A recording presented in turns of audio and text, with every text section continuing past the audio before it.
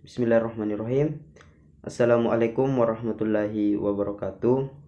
Perkenalkan, nama saya Ahmad Akbar, NIM 1931041160, kelas PJKRD, jurusan Pendidikan Jasmani, Kesehatan dan Rekreasi. Baik, pada kesempatan kali ini saya akan memaparkan materi mengenai komunikasi dalam olahraga. Definisi komunikasi. Istilah komunikasi berasal dari bahasa Latin, yaitu communication, yang berarti pemberitahuan atau pertukaran. Kata sifatnya komunis, yang bermakna umum atau bersama-sama. Komunikasi adalah interaksi yang tidak memiliki batasan apapun. Berikut ini beberapa definisi tentang komunikasi. Yang pertama, menurut Aloy Willery, komunikasi merupakan suatu proses, suatu aktivitas simbolis dan pertukaran makna antar manusia. Yang kedua, menurut Jowett dan Lavalle, komunikasi artinya adalah proses untuk memperoleh pengetahuan bersama dan saling pengertian. Yang ketiga, menurut West dan Turner, komunikasi adalah proses sosial di mana individu-individu menggunakan simbol-simbol untuk menciptakan dan menginterpretasikan makna dalam lingkungannya. Kemudian, yang keempat, menurut Burton, komunikasi adalah tindakan mengekspresikan atau mentransmisikan gagasan, informasi, pengetahuan, pemikiran, dan perasaan, serta memahami apa yang diungkapkan oleh orang lain. Kemudian yang kelima, menurut Tommy Suprapto, komunikasi adalah suatu proses penyampaian pesan berupa lambang, suara, gambar, dan sebagainya dari suatu sumber kepada sasaran atau audiens dengan menggunakan saluran tertentu. Jadi, berdasarkan pendapat para ahli di atas, dapat disimpulkan definisi dari komunikasi adalah proses penyampaian pesan dari penyampaian pesan ke penerima pesan melalui audio atau visual. B. Proses komunikasi. Proses komunikasi dapat diartikan sebagai transfer informasi atau pesan dari pengirim pesan sebagai komunikator dan kepada penerima sebagai komunikas. Semua komunikasi satu arah mengikuti proses dasar yang sama. Sebagai langkah pertama, satu orang memutuskan untuk mengirim pesan ke orang lain, maka pengirim menerjemahkan pikiran ke dalam pesan. Sebagai langkah ketiga, pesan tersebut akan disalurkan atau biasanya melalui kata-kata yang diucapkan, tapi kadang-kadang melalui cara nonverbal seperti bahasa isyarat ke penerima. Selanjutnya, penerima menafsirkan atau dekode pesan. Akhirnya, penerima berpikir tentang pesan dan merespon secara internal dengan menjadi tertarik, marah, atau merasa lega. C. Tujuan komunikasi. Tujuan komunikasi menjelaskan bahwa proses komunikasi secara spesifik mempelajari atau mengajarkan sesuatu, mempengaruhi perilaku seseorang, mengungkapkan perasaan, menjelaskan perilaku sendiri atau perilaku orang lain, berhubungan dengan orang lain, menyelesaikan sebuah masalah, dan menyampaikan sebuah tujuan. Secara singkat, dalam proses komunikasi tersebut bertujuan untuk mencapai saling pengertian atau mutual understanding antara kedua belah pihak yang terlibat dalam proses komunikasi. Sedangkan dalam olahraga juga bervariasi. Sebagai contoh, ada kemungkinan untuk membujuk seseorang agar mau menurunkan berat badan, untuk mengevaluasi seberapa baik prestasi yang sudah dicapai, untuk menginformasikan kepada olahragawan bagaimana cara melakukan keterampilan baru dalam bermain voli. Kemudian, untuk mengenali konflik antar dua pemain dalam tim dan komunikasi dapat menggabungkan beberapa tujuan sekaligus. D. Jenis-jenis komunikasi. Komunikasi dibagi menjadi dua cara dasar, yaitu interpersonali dan intrapersonali. Biasanya, ketika berbicara tentang komunikasi interpersonali, artinya komunikasi melibatkan paling sedikit dua orang dan adanya pertukaran yang bermakna. Pengirim bermaksud untuk mempengaruhi tanggapan dari orang tertentu dan pesan dapat diterima oleh orang lain. Sedangkan komunikasi interpersonal atau self-talk adalah komunikasi dengan diri sendiri. Hal ini merupakan dialog batin dan hal ini sangat penting. Apa yang dikatakan kepada diri sendiri biasanya membantu bentuk dan memprediksi bagaimana bertindak dan melakukan sesuatu. Serta juga dapat mempengaruhi motivasi seseorang. Seperti contohnya, jika seseorang mencoba untuk menurunkan berat badan dan mengatakan kepada dirinya sendiri bahwa dia kelihatan lebih ramping dan merasa baik. Pada dasarnya, komunikasi digunakan untuk menciptakan atau meningkatkan aktivitas hubungan antara manusia atau kelompok. Jenis komunikasi terdiri dari dua, yaitu yang pertama komunikasi verbal atau dengan kata-kata. Komunikasi verbal harus disampaikan secara jelas agar bisa diterima dan diinterpretasikan dengan benar.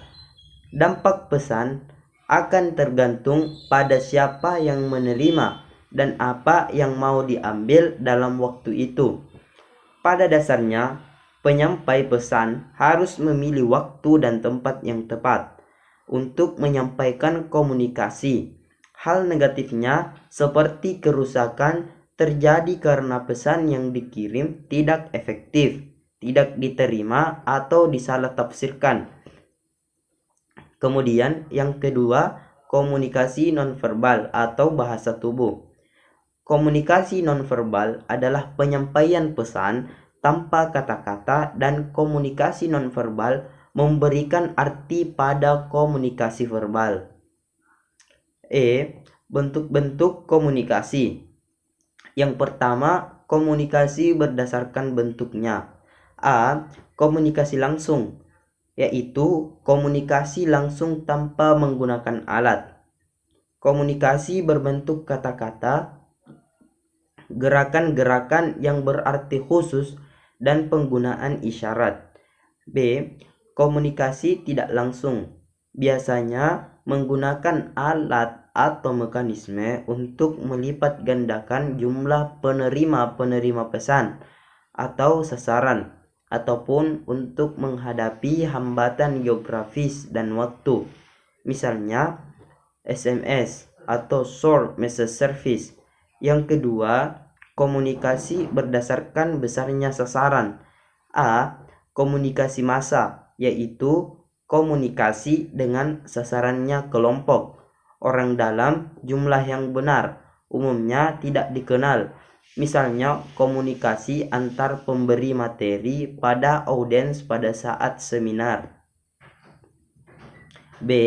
Komunikasi kelompok adalah komunikasi yang sasarannya sekelompok orang yang umumnya dapat dihitung, dikenal, dan merupakan komunikasi langsung dan timbal balik. Misalnya komunikasi yang terjadi antara olahragawan dengan pelatih. C. Komunikasi perorangan adalah komunikasi dengan tatap muka atau face to face atau dengan lewat telepon yang terdiri hanya dua orang, yakni pemberi dan penerima pesan. Yang ketiga, komunikasi berdasarkan arah pesan. A. Komunikasi satu arah adalah pesan disampaikan oleh sumber kepada sasaran dan sasaran tidak dapat atau tidak mempunyai kesempatan untuk memberikan umpan balik pada bertanya. Misalnya saat mendengarkan radio atau televisi. B. Komunikasi timbal balik adalah pesan disampaikan kepada sasaran dan sasaran memberikan umpan balik atau feedback, biasanya komunikasi kelompok atau perorangan, merupakan komunikasi timbal balik. F. Cara mengirim pesan dan menerima pesan yang efektif. Yang pertama, cara mengirim pesan yang efektif. A. Pesan verbal. Pesan verbal harus dikirim dengan jelas dan diterima dan diinterpretasikan secara tepat. Dampak dari pesan akan bergantung pada orang yang menerimanya dan yang diinginkan pada waktu itu. Gangguan terjadi karena pesan dikirim secara tidak efektif, tidak diterima, atau salah diinterpretasikan. Kadang-kadang masalahnya adalah kurangnya kepercayaan antara pelatih dan olahragawan atau guru dan siswa. B. Pesan nonverbal. Banyak orang sering tidak menyadari banyaknya petunjuk nonverbal yang digunakan dirinya dalam bentuk komunikasi.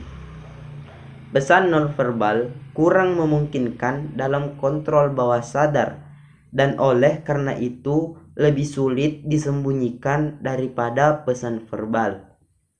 Yang kedua, menerima pesan yang efektif. A. Mendengar aktif. Cara terbaik untuk mendengar lebih baik adalah mendengar secara aktif. Mendengar secara aktif meliputi menyajikan gagasan-gagasan utama dan yang mendukung, mengakui dan merespon, memberikan feedback yang tepat, dan memberikan perhatian pada pembicara. Mendengar aktif juga meliputi komunikasi nonverbal, seperti melakukan kontak mata langsung dan mengangguk untuk menegaskan bahwa penerima pesan memahami pembicara. Pada hakikatnya, pendengar memperlihatkan perhatian untuk isi dan tujuan dari pesan dan perasaan dari pengirim. Kemudian B. Mendengar suportif. C. Mendengar dengan sadar. G. Gangguan komunikasi. Berkomunikasi secara efektif memerlukan keahlian dan upaya pada pihak dari kedua orang yang terlibat. Proses tersebut dapat dipersulit dan sering terganggu. Isu umum lainnya yang menyebabkan gangguan komunikasi adalah kurangnya kepercayaan di antara orang-orang.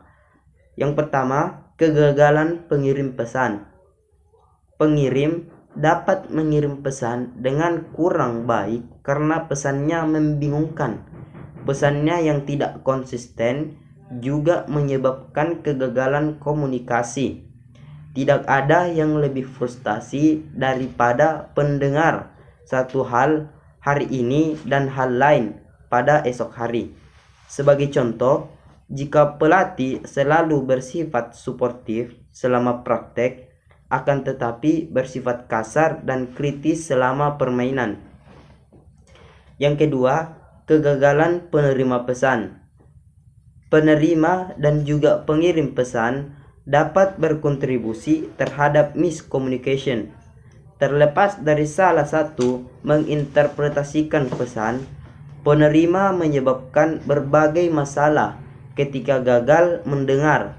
Sebagai contoh, guru dapat menyampaikan informasi yang sangat baik, akan tetapi jika para siswanya melihat keluar jendela atau memikirkan tentang pesta, maka komunikasi akan terputus.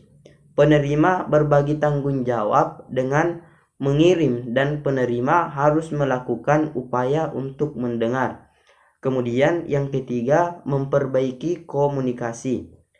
Komunikasi dapat diperbaiki walaupun ada kendala-kendala tertentu terhadap komunikasi yang efektif, yakni melalui latihan dan perhatian aktif. Cara lain untuk memperbaiki komunikasi atau khususnya dalam sebuah tim adalah mengadakan beberapa pertemuan tim. Mungkin sekian yang sempat saya sampaikan atau paparkan pada kesempatan kali ini. Kurang dan lebihnya mohon dimaafkan. Saya akhiri dengan ucapan wabillahi taufik wal hidayah. Wassalamualaikum warahmatullahi wabarakatuh.